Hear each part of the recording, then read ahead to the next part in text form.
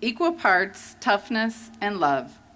He stands tall, not necessarily compared to his players on the field, yet he stands tall in presence. It's as if his backbone is made up of the building blocks and values he holds close.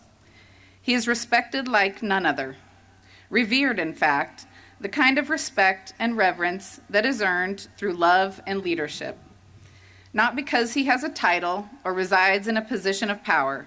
Rather, it's because he leads with every fiber of his being, along with his booming voice, his locked jaw, and his whole heart. The loyalty he extends to others is a force that is rivaled only by the loyalty others have for him. Fierce loyalty, sincere devotion, the "I'd run through a brick wall for you simply because you asked" kind of devotion. It's a beautiful and rare thing to witness.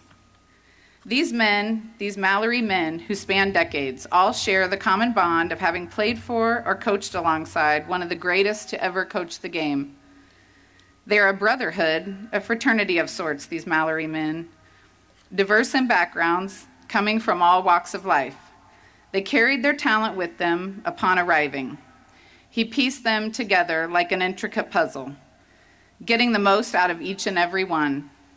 He pushed them past their potential, instilling shared belief.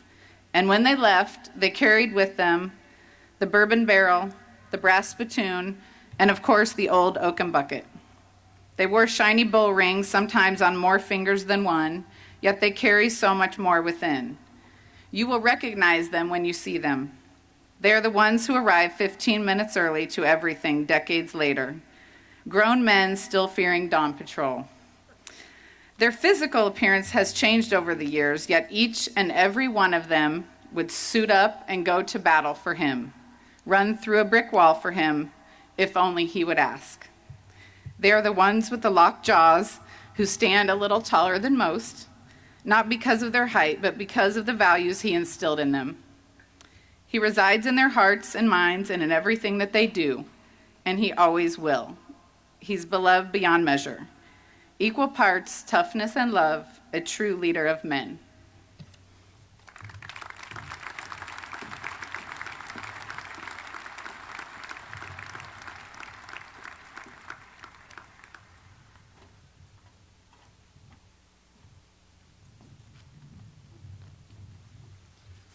I wouldn't give Kelly a hug when she came out the stage because I didn't want her to get wet.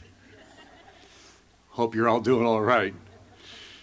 Of all the coaches that Bill Mallory has had on his staffs throughout the years, I'm not sure that anyone could tickle his funny bone any more than our next guest. Representing all the Mallory men assistant coaches at Indiana, Northern, Colorado, and all the coaches Bill coached with every place is Floyd Keith.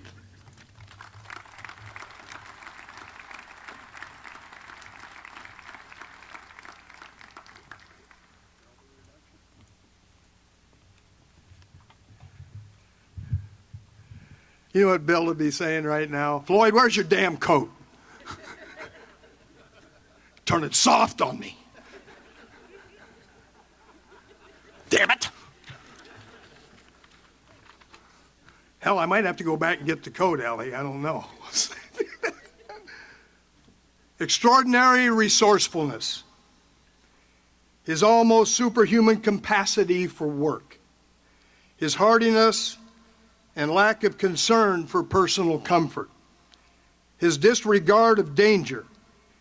And despite his reputation for driving them remorsefully, despite his sharp tongue on occasion, despite his exacting standards, they were also speaking of his concern for them, of his fellow feeling for them, of his utter lack of pretension, of the fact that he manifestly moved and only moved by the interest of the sufferings of his troops. He would, they said, do anything for them, and they knew it. Above all, they had come to know that with him they would win. David Frazier from Knight's Cross A Life of Field Marshal Erwin Rommel. It's also Bill Mallory. Thank you so much for the opportunity to speak on behalf of a gifted and unique group. I'm a Mallory man. I coached for Bill. The guy hired me when I was 21 years old. Hell, the only thing I knew was his name. I don't know why he hired me. But the uniqueness about Bill Mallory is that he hired people. He never hired a resume. And I guess he made the right decision, because when he offered me that job, from that day forward, I said, I'll never let you down, Bill. I will never let you down, and I'll never embarrass you. I'm so proud to represent that unique group, Mallory men coaches. I'm kind of a collage of all of them. I was fortunate to be at 3 of those institutions. Didn't get the Northern Illinois opportunity because I was a head coach at Howard University at the time. But we all are the same. Bill Mallory did not pass away. His blood flows through the veins, not only through his sons and his daughter, but through every coach, every player that was able to sit in that office or sit in a meeting and hear his words of wisdom. And my role today is to try to share with you what being an assistant with Bill was like. Yes, I'm a Mallory disciple. And I'm going to take it from that perspective. I was a disciple of one of the best. One of the best to ever coach the game. And with a mixture of seriousness and a little humor, because I could never do a speech without some humor. But I also could never do a speech without some seriousness. First, I want to thank you, Bill, for a few little tidbits in coaching that I continued to use, and that you're going to find that most of the Mallory men still do. And that's the use of the hand. I mean, the hand just comes out of there. You just don't know when the team ain't doing right, or your offense ain't working right, or the defense, you just won't tackle. The hands are right there.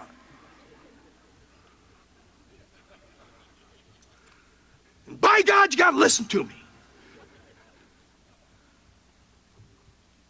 The other thing was, I never used the desk, because you always put your papers on the floor to look at them. His kids still do that. He also taught me that a Buckeye ain't worth much.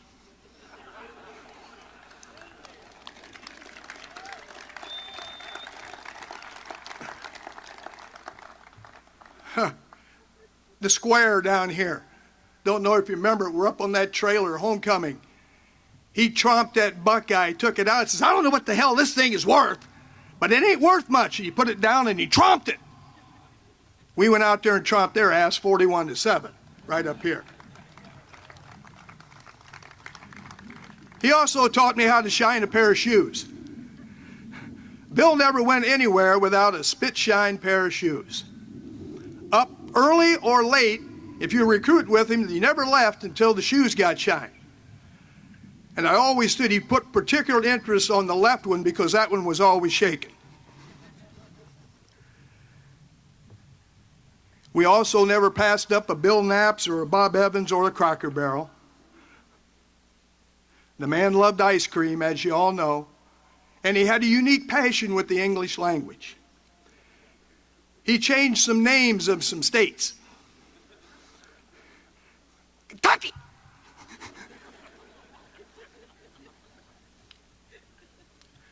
Nebraska. And Toledo became Toledo. It was lovely.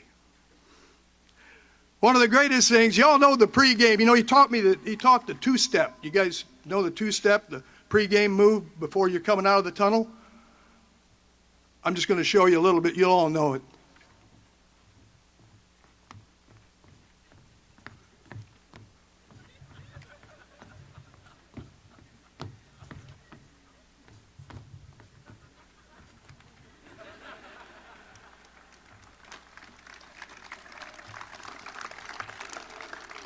God love him. Wow. What a guy. The beauty about sitting around the table with Bill Mallory and being a disciple was you learn something all the time. And I tried to talk to about every coach that I could find that says, you know, I've done this speech about 8 different times. I changed it. Even changed it during lunch in there. Because I wanted to get it right. I wanted to say it because I'll never have another opportunity to say this at this moment. Because it's going to come from the heart. Actually, I say, why in the hell do I need this paper? I really don't need it. Because I loved the guy. I loved him. Yeah, I loved him. Any coach, any person in business, take these principles and use them. Because that man lived by them. Number 1, coach your team as you would raise your family. There was something good in everybody. Your job as a coach was to find it. Be demanding, be firm, but be fair. Never publicly criticize a player or a coach. Take a sincere interest in them. By sincere, be more interested in them than just about football. Be interested in their life. And always let them know where they stand. And you always knew where you stood with Bill. Commandment 2, family. Everyone's part of the program, and you've heard the stories. I mean, there's so much history and so much realism in all of that. I mean, it's truth. I felt, hell, Bill used to say he raised me. He said he took me off his IRS, actually, when I was about 38. He was claiming me too, Ellie. I don't know if you knew that. I was a pretty damn good deduction. Well, that statement that you hear about, he recruited me, I didn't know it was for a lifetime. Not only was I one of Bill's assistants, I was one of Bill's friends. I loved Bill, and Bill loved me. Love. You know, nowadays it's kind of weird. Guys talking about loving each other. You kidding me? Yeah, that was a long time ago. And I loved that guy on Thursday, and I said, I love you, man. And I'm going to say that every waking day that I have, because that's how much he meant to me. Number 3, there's no substitute for character. You recruit it with players, coaches, and you'll never go wrong. It should be the cornerstone for every decision that you make on staff selection or with players. Don't get caught up at all the runs and the stats and all that. You look at the heart of the individual. You look at what's in their courage, the things that they do, the things they do every day, the character. And if you build your program on character, you'll win. Proof's in the pudding because Bill did it. Number 4 is that you're going to win with people. It's a people business. Always has been and always will be. And he hired me on a gut feel. Like I told you, it wasn't about a resume. You've heard lock your jaw. That's number 5. You know, that intensity, the competitiveness, the discipline, all of the things that we hear about and believe in, he's for real. It's not a bunch of stuff, not a bunch of jargon. The man lived it. Lived it on the field, off the field.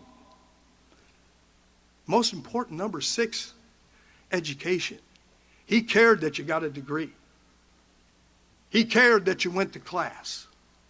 Yeah, we all joke about Dawn Patrol and all of that. But you know what? That Dawn Patrol, everybody knows it. But it was with love. They should say it was Dawn Patrol love. Because he cared about you getting an education and graduating. Number 7, there's no substitute for loyalty. Man, Mike, you're 100% right, man. It ain't, it's too much about money anymore. It ain't about the real things. The real explanation for leadership is, will an individual stand up for justice and not block its path? That was Bill. Bill stood up for the right things every time.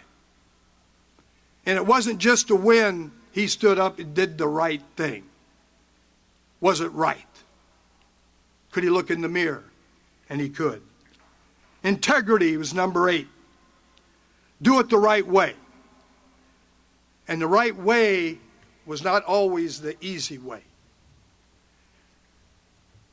Every 3 situations I was able to sit at the staff at the table with Bill Mallory was at Miami. We had to build something to get to the next level. At Colorado, we had to build something to get to the next level. Indiana, we were staring at 0-11. That's right, Kurt, you were there. Where we came from. And every time, if you were with Bill, you were going to win. I got 7 rings at home. One of these is right here. I wear one every day. But that's not the most important ring. The most important ring is the ring of the heart and my association with the man. Number 9 is coaching is teaching. The man was about education. He paid attention to detail. He was about fundamentals. It was blocking. It was tackling. It was offense, defense, kicking game, passing, catching. Fundamentals of the game. We get caught up in all the other things that really don't mean anything, but the game boils down to that. All of those fundamentals. And he stood up for the game of football. He talked about it when it's being attacked. Even today it's being attacked. But he stood up about the virtues and the values of the great game that we were all part of and that we all believe in. And he made a difference in the game and will continue to make a difference in the game. Number 10 is commitment. Man, if you're going to do something, do it right. Be involved. Get in it. Be 100% committed to what you do. In conclusion, hey, College Football Hall of Fame, it's that time.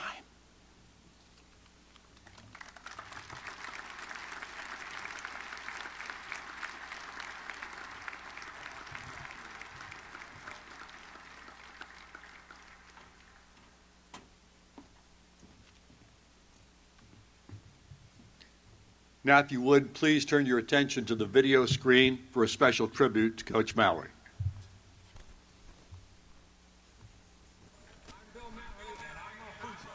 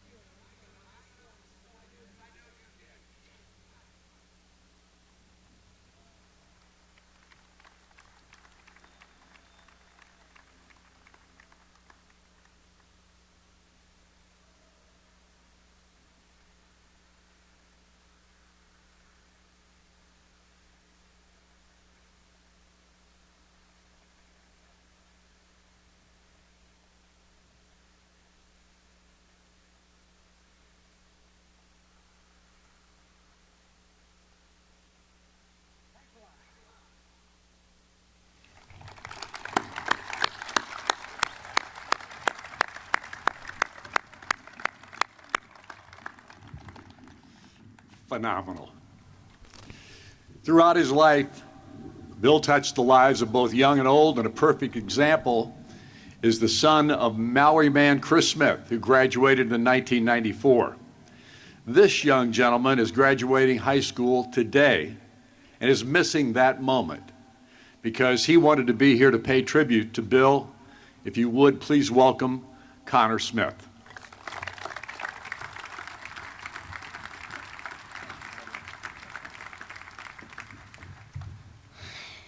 Yeah, right about now I'd be walking across the stage. Couldn't care less about that, though. I want to thank the Mallory family for inviting me to do this. This is such a great honor. I couldn't think of anywhere I'd like to be right now except for right here. A simple video. That's all that anyone who personally doesn't know Bill Mallory needs to see to understand what type of man he was. A 26-second long YouTube video from a long time ago. November 14th, 1987, East Lansing, Michigan. It had been a breakthrough season for Indiana football with big wins over both Michigan and Ohio State, thrusting him to number 16 in the nation. Now, all that stood between the Hoosiers and both the Big Ten title and a trip to the treasured Rose Bowl was Michigan State. Though the Hoosiers were motivated, the game did not go in their favor, and the result was a disappointing 3-27 loss at the hands of their brass platoon rival. Afterwards, in the Michigan State locker room, there was celebration. Roses were being passed around the green-filled room, and Spartan head coach George Pearls had just accepted the formal invitation from the Rose Bowl committee. All of a sudden, a red jacket enters the sea of green. Shocked faces looked as IU head coach Bill Mallory made his way into the middle of the rival locker room. The team stopped celebrating, half because they were dumbfounded by the presence of a defeated foe, and half because they wanted to hear what he was going to say. I can't say this without getting emotional, Mallory started. But we both wanted this game a heck of a lot. And both of you, and you know both of us teams fought our asses off from the bottom up, and by God, I commend you. We have a lot of respect for you. You're a damn fine football team. Congratulations on winning the title. I'm just going to say this. By God, go out to the coast and kick their ass because we're all damn tired of losing to them. His words were drowned out by the cheers of a rival team. Respect, strength, and pride in the face of defeat. The definition of a true leader. I owe my life to Coach Mallory. If it weren't for him recruiting my dad, my father would have never come to IU. He would have never ever met my mom, and I've never been born. My father played for him for 5 years, and in that time Indiana went to 3 bowl games, was 4-1 against Kentucky, and most importantly, 4-1 against Purdue. But on the field, achievements didn't matter much to my dad. What my father learned about being a man meant far more to him. The traits my dad learned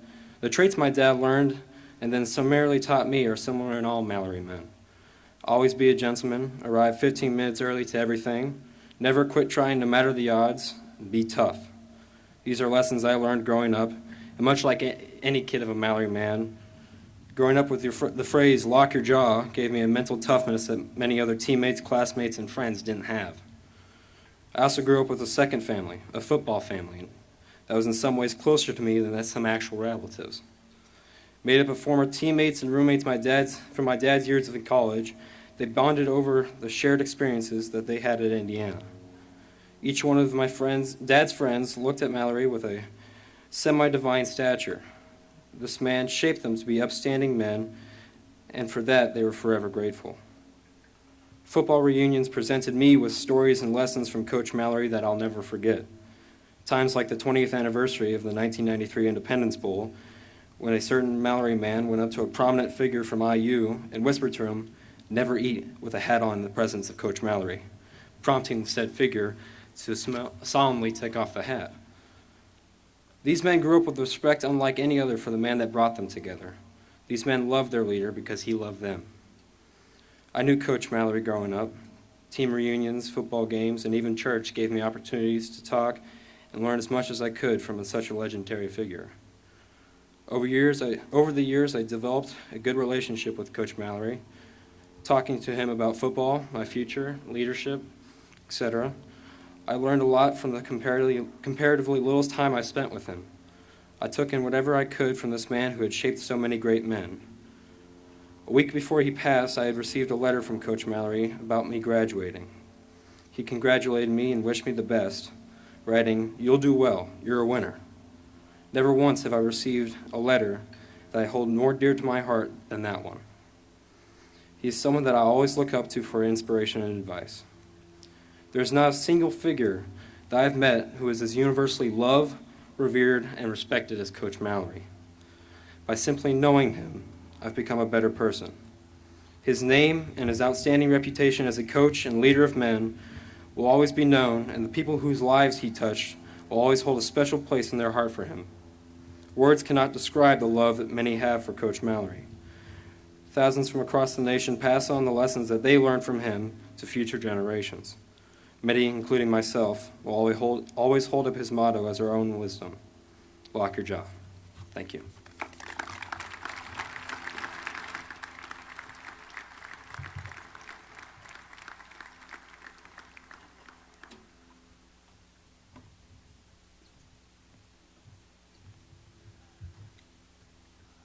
Our final person to speak today will represent Indiana University. He's a great player at Indiana back in the late 80s and early 90s. Terrific linebacker. Went on to a great coaching career. Served with Coach Mallory as a graduate assistant and administrative assistant here at Indiana, and then went on his own, and he's been tremendous wherever he's gone. And now he's back with Indiana again as an assistant to Tom Allen. Ladies and gentlemen, representing Indiana University, Mark Hagan.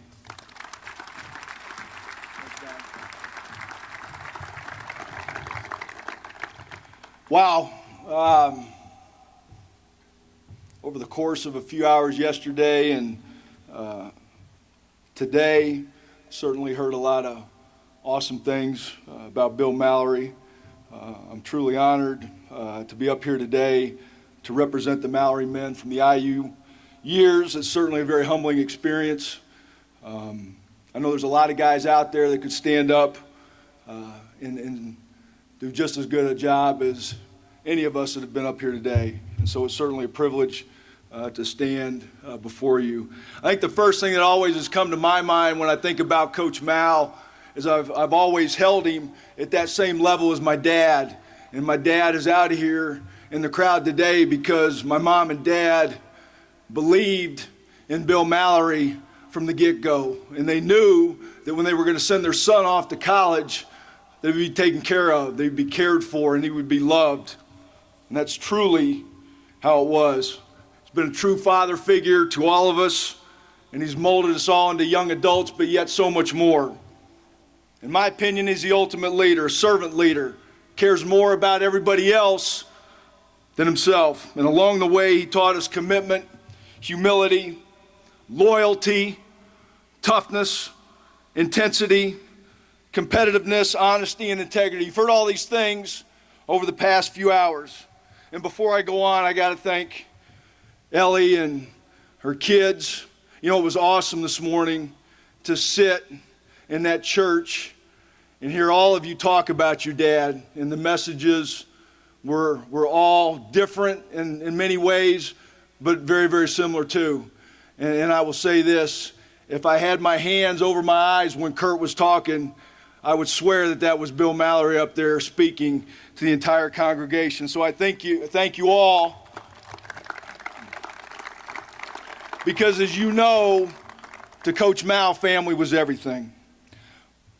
One of my first recollections of Coach, I can remember being here in 1987. You know, all the hard work had been done. The 84 team, the 0-11 season, that group that Coach Mal and his assistants talked about day after day, those guys laid the groundwork and the building blocks in 85 and 86. So you could argue when we came in 1987, we had it easy. We were riding the coattails of what a lot of guys had built, a lot of sweat equity put into it. But I can remember back then, and you guys will remember too, we came in early as freshmen. All right, we had a week at least before the varsity came in, and we would do some orientation things, and the coaches would spend time, we would practice. And I can remember that first meeting. It's now our academic center. We're sitting in that team meeting room, and Coach, we didn't have the fancy PowerPoints or anything, but up on an easel was our schedule. And he's getting in and he's talking about, you know, we're going to have a great camp and we're going to do this and we're going to do that. And we're all we're all up front. Usually we sat in the back, but there's no varsity. So we're in the first couple, 2 or 3 rows, and you could just see he starts tapping the schedule board. And by God, we're going to get Rice in here first, and then we're going to get after him, and we're going to do this, and we're going to do that, because with Bill Mallory, that's what it was. It wasn't, we're going to do this or maybe do that. No, it's, we're going to do this, and this is how we're going to do it. And he's patted that, he tapped Rice a couple times, and then all of a sudden a bomb went off. The second team on the schedule was Kentucky, and we're all sitting there, and it's Kentucky! And he hits it, and he took a 3-syllable word and made it into one. And I think buried in there somewhere was a K, but he kept hitting it.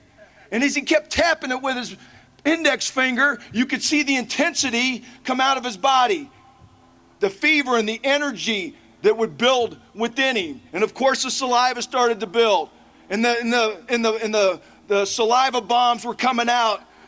And I know all of us sat there and wondered, where did this guy come from? We all remembered the middle-aged gentleman that sat in our rooms, sat in our homes with our parents and talked to us, and he had a great message.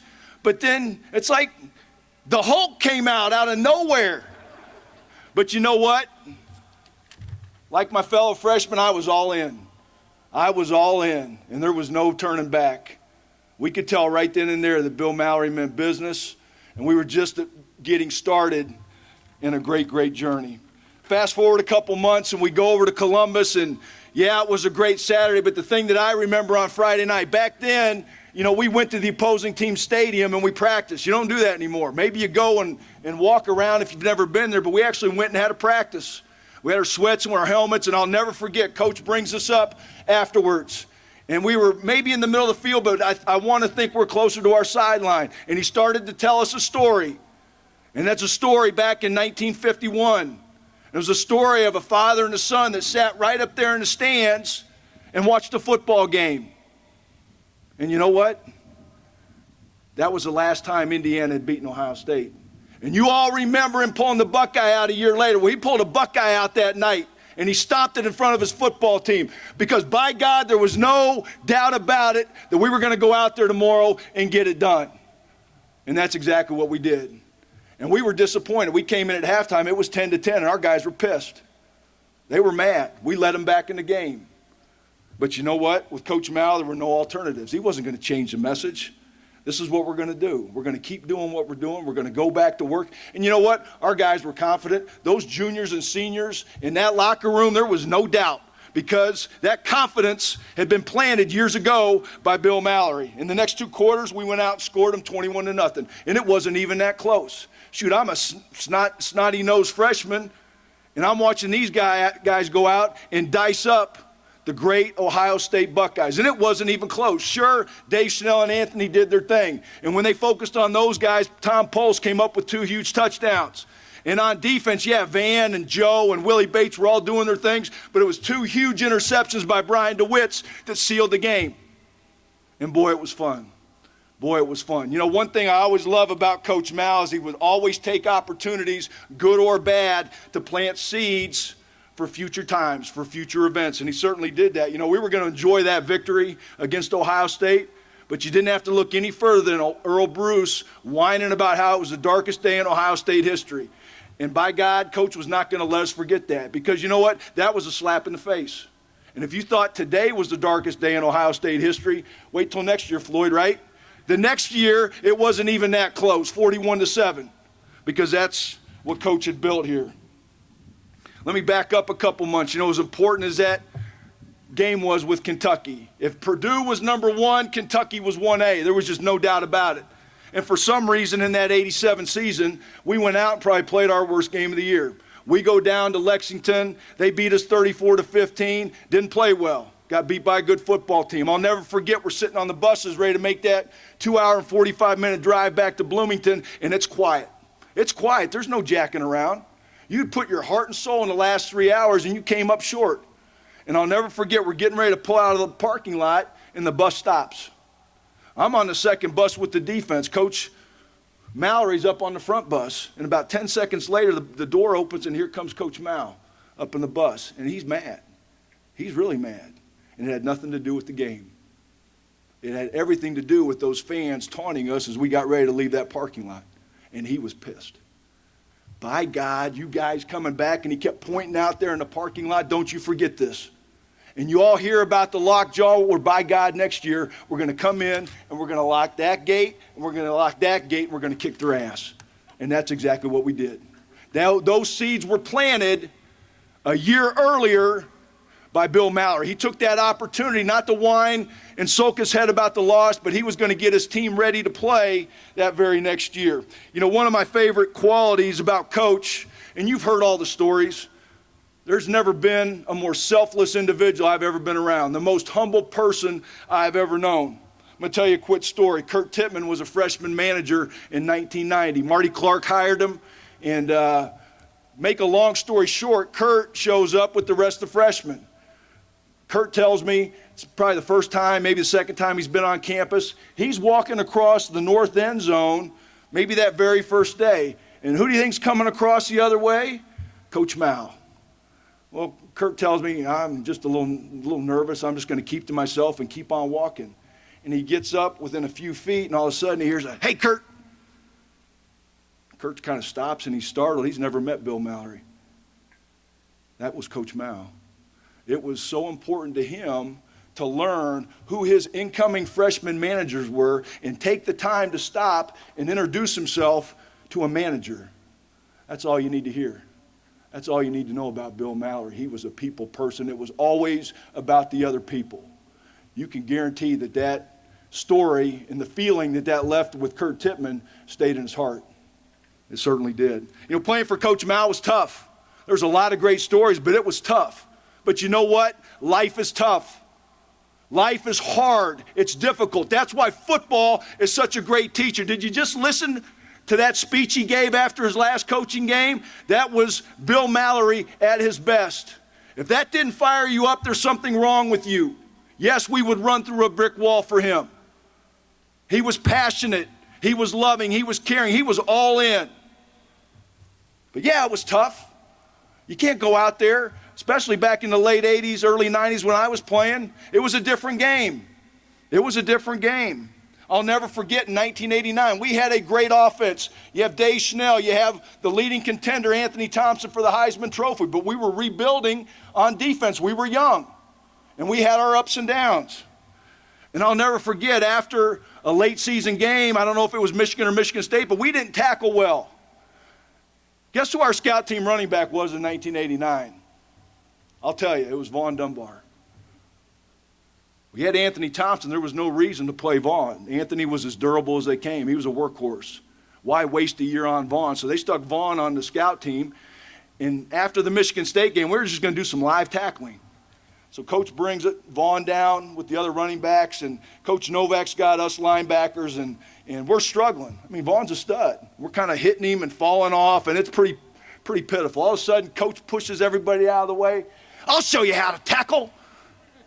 And the next thing I know, he goes into a full tackle. I don't know if Vaughn actually went down. I'm pretty sure he did.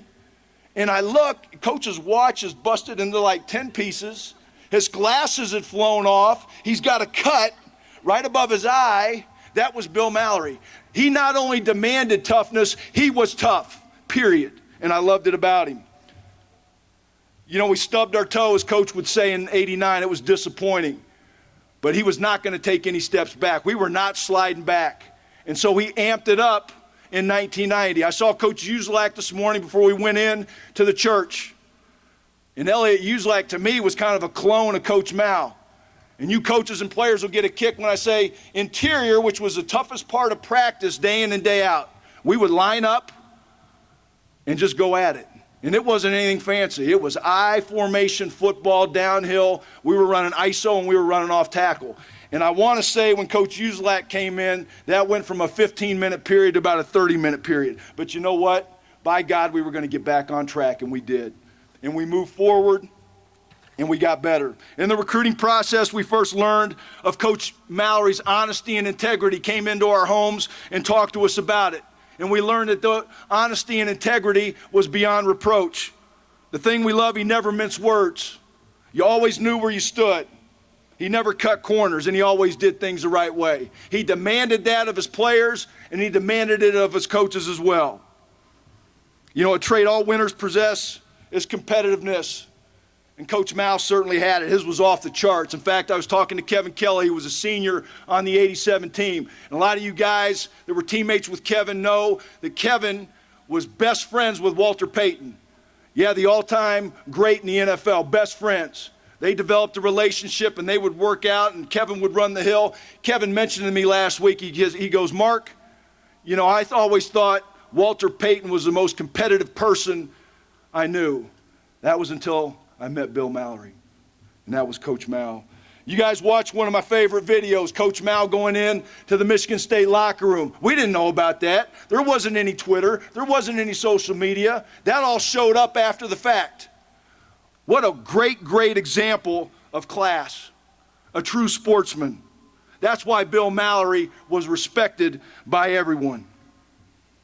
As I finish up, you know, Bill Mallory's love and loyalty to IU, the football program, and the community has never wavered over the past 34 years.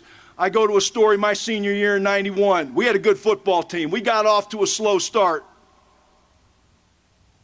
We were 1-1-1 till we came back and shut out Michigan State, got on a little bit of a roll, then we go up to Ann Arbor.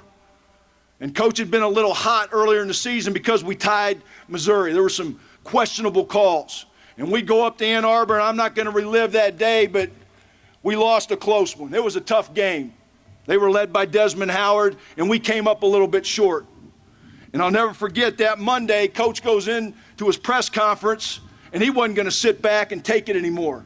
And they had just instituted a policy where you couldn't criticize the officials. Well, you know what? Coach went out and spoke his mind. And you know what? We as players, we loved it. He had our back. We know that we'd gotten a raw deal. Nothing we could do to change it. But he went out and spoke his piece. And when you look at things nowadays, it was really pretty tame compared to some of the things you see on Twitter and in social media. But he spoke his mind. He said the officials did a poor job, which they did. But you know what? He paid a price. It was either a $10,000 fine or a one-game suspension. He wasn't going to make IU pay that $10,000. So he owned up to it as a man and said, I'll take the suspension, even though we knew it would kill him. And he was with us up there all the way until it came time to bus to the stadium. And I tell you, it was damn sad to watch him get in a car and have to go in another direction. But you know what? We were in capable hands with our staff. And embarrassingly, as strong as our seniors were, we were in a funk.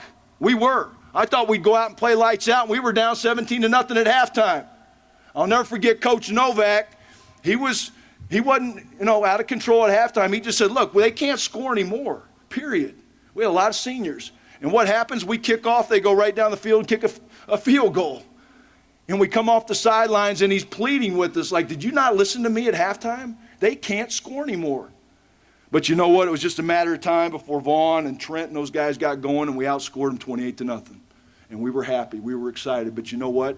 It was incomplete. And it was going to be incomplete till we got back here and enjoyed it with our leader. And there was never more satisfaction for me or that football team pulling up. And there was a lot of people out there that night. And right there in the middle of them was Bill Mallory. And he had a smile on his face. And it was a smile knowing that his men had come through for him. And we knew, Coach, we had your back. And it was a great, great feeling. You know, you saw the talk after the 96 Purdue game. And like I said earlier, that's pure class all the way around. And I know this. I was sitting in that staff room when Mike walked in. I think it was late October in 96. And he shut the door, and Scott Schaefer was in there with me. And he paused, and we kind of looked at Mike. And after a few seconds, he said, they just fired my dad. I was mad. I was bitter. It ticked me off. It stuck right there. And I was a young coach. I didn't realize all the, a lot of the ins and outs that sometimes go into those decisions, but I was upset. And you don't have to look any further than how Bill Mallory and Ellie and their family handled that situation with grace and class. Because the message that they had always given was, we love IU, We love IU football and we love this community. They're not getting rid of us. And that was a great, great lesson for everybody. I read an article this past week, and the article talked about Joe Torre, the great manager of the New York Yankees. And he talked about qualities that winners share. And they're all the things that we know from Coach: his drive, his competitiveness, his determination and commitment. But you know what? He brought up one other. All those great qualities depend on one other thing: optimism. And it's a two-part definition. The first part, that gut-level belief that we can win and succeed. And that was Bill Mallory. It was never any wishy-washy feeling about the message. It was all a gut feel. This is what we're going to do, and this is how we're going to do it. And he proved it time and time again. The second part, the ability to accept negative events without allowing them to destroy our resolve. Absolutely, 100%. They never wavered. 0-11 to 4-7 to 6-6, and better and better. That gut level belief that we can win and succeed, that's Bill Mallory, but nothing ever got him down. Bill Mallory was a winner, plain and simple. And there might have been others who won more games on the field and maybe had a higher winning percentage, but nobody, absolutely nobody, won more with the number of lives he affected in a positive way than Bill Mallory did. Thank you again, Ellie, Kurt, Barb, Mike, Doug, the entire Mallory family. Your dad was the best. Thank you.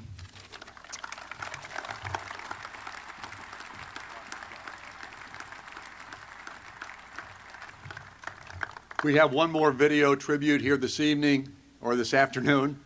But I just want to say to Ellie and to the entire Mallory family, and if you would the entire Mallory family, please stand up.